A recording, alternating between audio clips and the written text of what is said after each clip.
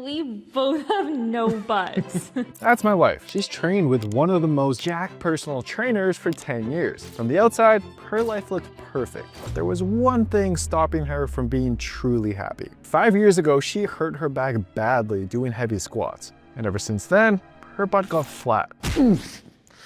Sorry, flatter than she'd like. But she's not alone. I've gone from cake to pancake because I not only sit more than I used to, but I also find glute training extremely uncomfortable. So I got lazy with it. But strong glutes don't just make your butt look better in clothes. They help you move better, lift stronger, and can even help with back tightness and knee pain. So for the next 90 days, we're on a mission to build our glutes. She'll build hers with no squats, no deadlifts, and no heavy loading on her spine, whereas I'm free to use whatever I want. And if my injured wife outgrows me, I go vegan for 30 days. Without crazy heavy weights, without squats, without deadlifts, can she still grow her glutes? Yeah, this is a piece of cake. I know it sounds impossible to you because you built your glutes with heavy squats and deads. That's Brett Contreras, the man who literally invented the hip thrust and has dedicated his life to studying and growing glutes. So first exercise we're gonna try is the glute dominant step up. Okay, I want you leaning forward a little more and reach back right there. Tap, come back up. To build well-rounded glutes, Brett recommends doing 4 movement patterns: a lower body press, a lower body hinge, a squeeze, and abduction. He's used this simple approach to transform even the flattest of butts. But because of Tahnee's sensitive back, we do have to find workarounds for the heavy barbell exercises Brett would normally use. Starting with the lower body press, where most people would simply squat. This looks like a squat. This looks like a glute dominant squat, a box squat with mostly vertical shins. So you're training the glutes as if you were doing a squat anyway. So now that we see that body weight was tolerated well, we have a 15-pound dumbbell, so about a 7 kg dumbbell. It's a little harder now. Yeah. Yes, this is great. What I want is shin mostly vertical, thigh parallel. This creates the most requisite hip extension torque being furthest out. So she's getting the stretch, she's getting the torque loading, and then this foot maybe a little back right there. But now we needed a safer hinge movement instead of traditional deadlifts. This is a single leg dumbbell deadlift, which challenges the glutes as much as normal deadlifts, but requires much less weight. But Brett emphasized the key to activating the glutes rather than the hamstrings is to keep that knee slightly bent. Yes, come up. Don't even straighten it out. Oh, Yep. that's... Yes, right there. Just like that. Perfect. Okay, so I'm not coming like full Yep, stand. yep, exactly. How's it feel, Beth? I feel it. I feel Another it. one. Another I'm one. so 2 for 2. Cha-ching. I'm so weak. So far, we're 2 for 2 as we moved into our third type of exercise, the squeeze, which in this case happens to be the exercise Brett actually invented, the barbell hip thrust. All right, so already I'm thinking, all right, feet back a little. You want the knee at around a 90-degree angle. Crawl up a little higher on this bench, right there. Okay, now bust out a couple reps. Let me see your natural form. I'm watching to see if she naturally has a tendency to hyperextend. The spine, she doesn't. So you might be okay doing regular hip thrusts. What Brett's watching for as she reaches the top of each rep is whether she's overextending her hips and creating pressure in her lower back, which is the most common cause of back pain when performing this exercise. To avoid this, Brett recommends trying the scoop method, where you tuck your chin down and move from the chest down, tilting your pelvis upwards by squeezing your glutes. Now you won't be able to get as high, but that's a point. 8, great form, good lockouts. Yes, okay.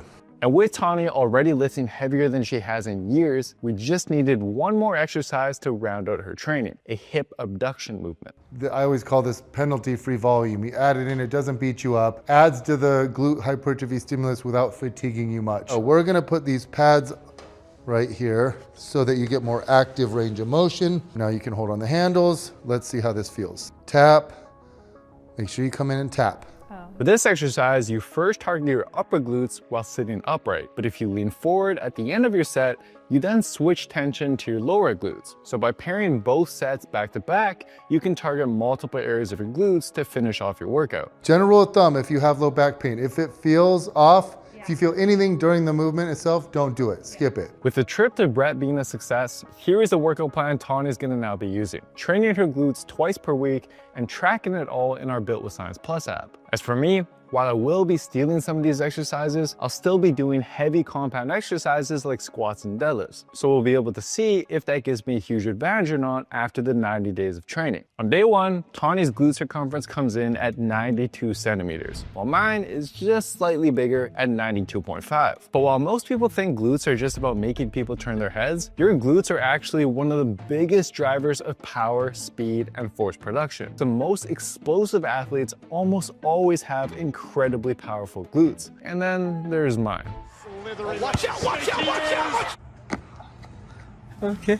So I also want to see if by training my glutes more seriously, it'll lead to any improvement in how high and how far I can jump without actually practicing it, which on day one is coming in at, I think that's a winner, right? 51.9. Oh! Wow, look how far I could jump. And with our baselines recorded, it's time to start training. Whenever I get close to failure, I get really angry and really mean. Ow! Ow! I hate this one. Week one was rough. For the past 6 months, I've honestly just been lazy with my glutes training, and so they're struggling to keep up. As for Tahnee, I'm a little concerned because I've just finished my first few workouts and my glutes aren't really sore.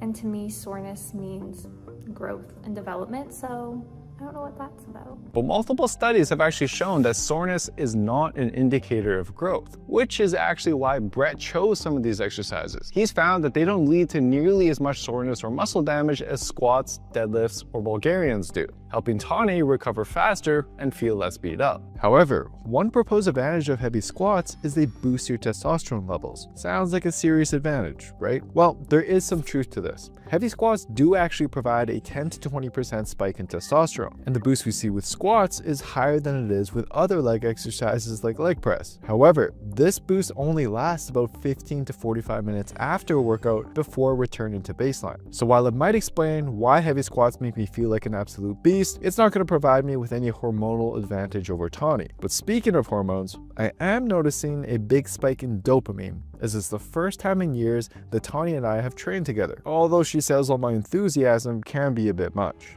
You want a hug? No, get away from me. Which makes it difficult when I offer coaching or push her to train harder. I'm implementing my last set where I did 13 reps and I would say I did max effort. Like that was my max. I have to tread very carefully. We could put it as max. You did push hard that set. I did, so I pushed to my max.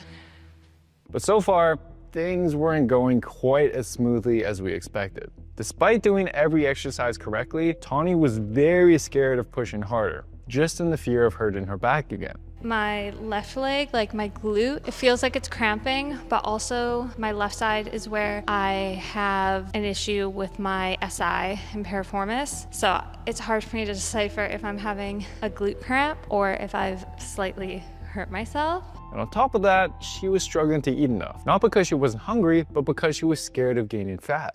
If I'm laying it all out on the table here, I'm on my period. Whenever I'm on my period, I always gain a few pounds, usually like 2 to 3 pounds. Like I can see the water weight, it sits in my stomach, it sits like heavier in my face. So the thought of having to put weight on isn't a pleasant thought for me. As for me, my glutes were finally getting used to the new volume.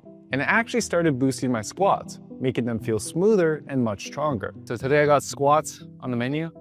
And one thing that I'm actually doing is just a very subtle tweak with my form to emphasize the glutes a little bit more, and you guys can try this too. One way of performing the squat is a bit more quad dominant, and so your back is upright and you let the knees drive forward. But what I'm doing is, since I want to focus on the glutes a little bit more, I'm actually going to focus on keeping my shins more vertical and pushing my hips back, leaning forward a little bit. So all it does is it shifts the emphasis a little bit from the quads more so to the glutes, and hopefully that gives me a little bit more of an edge to help win this challenge. And while you might be thinking squats are giving me a huge advantage over Tahnee, back in 2023, Brett actually ran a study comparing squats against hip thrusts. And while squats did grow the quads and inner thighs more, for glutes growth, they were both equal. And based on Tahnee's progress so far, it honestly seems like I'm the one that was starting to lag behind. I'm telling you, the glutes are popping.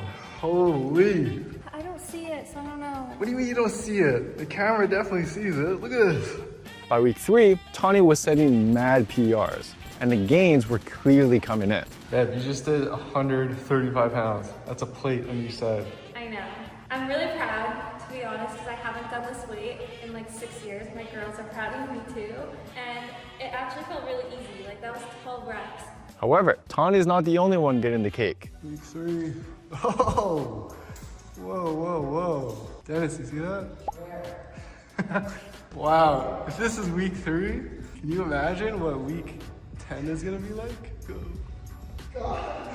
I recently watched Heated Rivalry, where the actor's glutes blew up online, showing the world just how much ladies appreciate a strong butt. How important would you say glutes are on a guy? I like athletic glutes on a guy. I don't want like a big booty, but I want you to have like Something strong there. glutes. Yeah. Okay.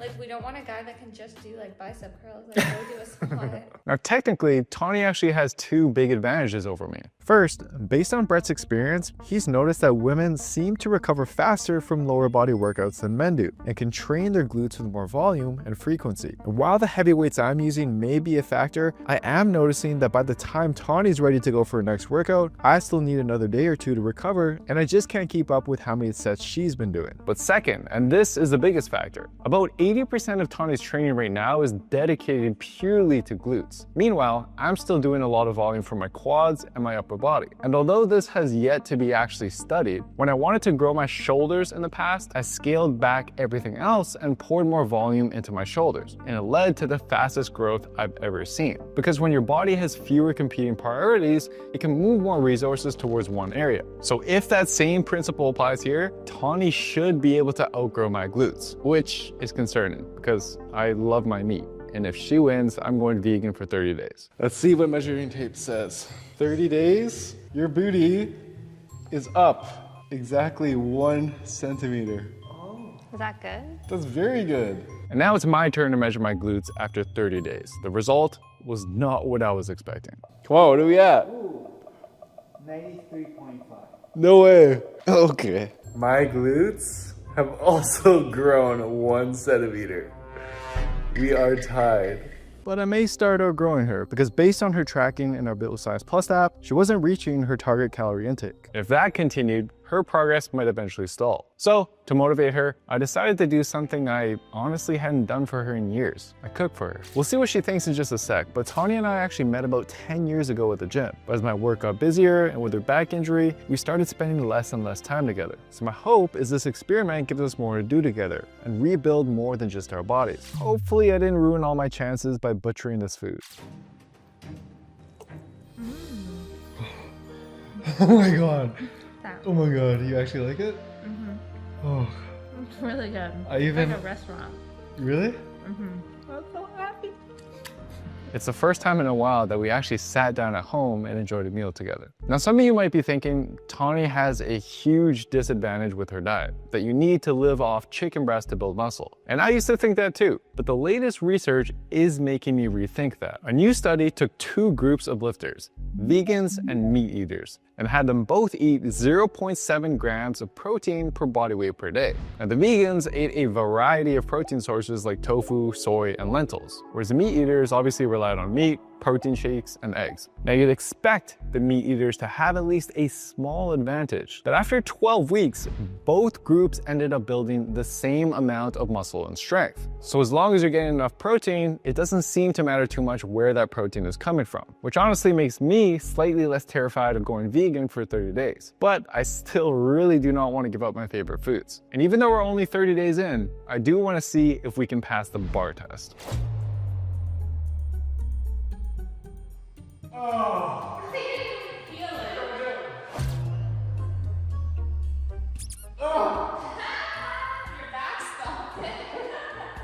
Unfortunately, we both couldn't stop the bar. But if you watch closely, I kind of did manage to stop it a little bit. And that is when Tahnee decided to take her glute training to the next level. So far, Tahnee's been doing around 20 sets of glutes per week and seeing some pretty good progress. Holy wow, that's crazy. But for Brett's clients that wants the most growth possible, he takes this all the way up to 30 to 40 sets per week. That extra volume seems to speed up their growth. And so for Tahnee, this means ramping up her glute training from 2 to 3 days per week. And that makes me really nervous because I'm not gonna lie, with my back injuries, so it's just like a fear thing for me. And I really, really hope that I don't hurt myself, hurt my back, because I really want to reach my glute goals. I don't wanna let Jeremy down. I don't wanna like get frustrated and let myself down. Now at first, everything felt fine, but slowly, tightness started building up in her upper left glute, and then into her lower back. And eventually,